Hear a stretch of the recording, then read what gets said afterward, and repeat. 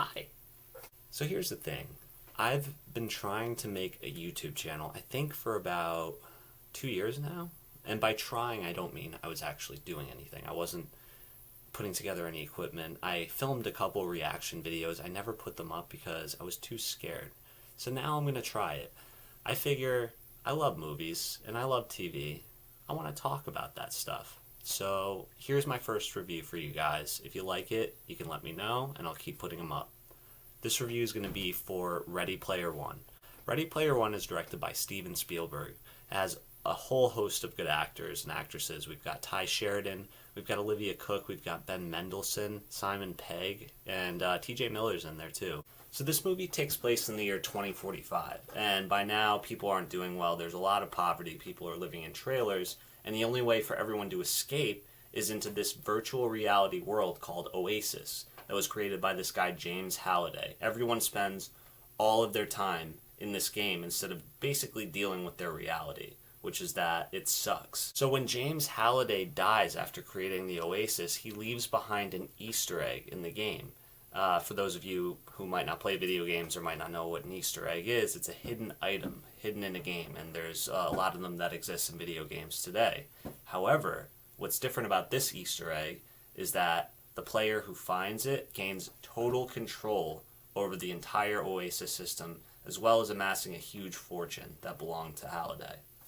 Ty Sheridan always puts in a great performance. Olivia Cooke, I first took note of those guys. Ty Sheridan, I think I saw him in Mud with Matthew McConaughey. Olivia Cooke I saw in Me, Earl, and the Dying Girl. Ben Mendelsohn. Here's the thing about Ben Mendelsohn. Ben Mendelsohn is one of those actors that I don't think people realize how good of an actor he is yet. I mean, I watched him in Bloodline, and he's incredible. And Hollywood's starting to take notice, obviously. They're putting him in Star Wars. They're putting him in this movie, Ready Player One. But I don't think people realize what a great actor he is. And I guarantee in the next 5 years or so, this dude's going to start winning Oscars, and he's going to be incredible. I can't wait. So how's the movie? Well, here's the thing. I read the book Ready Player One by Ernest Cline about a year ago, before this came out. And I was one of those people like, this movie better stick to the book. It better stick with all the plot points and not stray and try to make it Hollywood.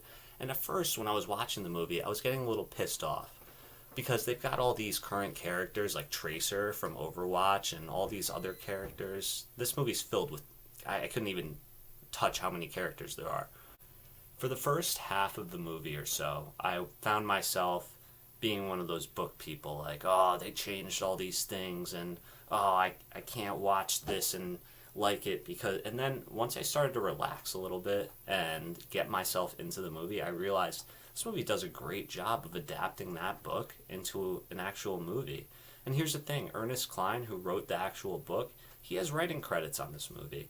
So he obviously approves of it. Doesn't mean we have to, but I think for what they could do with the book in terms of turning it into a movie, turned out really well. So this movie is about this guy named Wade, played by Ty Sheridan. And he's a young guy who spends all of his time in Oasis, which is a VR world created by this guy James Halliday. And it's unbelievable. Steven Spielberg really takes advantage of the world that this movie is in to make some of these incredible sequences and special effects and chase scenes and shootouts and everything. It's incredible. You know, all in all, when I think back on this movie, I had so much fun watching it in the theater. It really is one of those movies that you have to see on a big screen. Now, in regards to flaws in the movie, I do have a few. I felt like a few of the key scenes in this movie, the scenes that were really supposed to hit you, didn't really get built up to properly. For example, the romance between Olivia Cooke's character and Ty Sheridan's character felt really rushed and it didn't really feel believable, whereas in the book it builds up to it so slowly that by the time anything happens you're like, oh, it makes sense because we've been building to this. Now this isn't too popular of an opinion, but I feel as though this movie could have benefited from being just a little bit longer. Like 20 or 30 minutes longer would have given it that time it needed to build up to certain scenes properly and make them more believable, essentially. I don't really have a grading system, so I guess I'll just use an A through F scale just for my first video here. If I had to give Ready Player One a grade, it would be a B+. It's an awesome movie. You guys should definitely go see it. You'll have a lot of fun.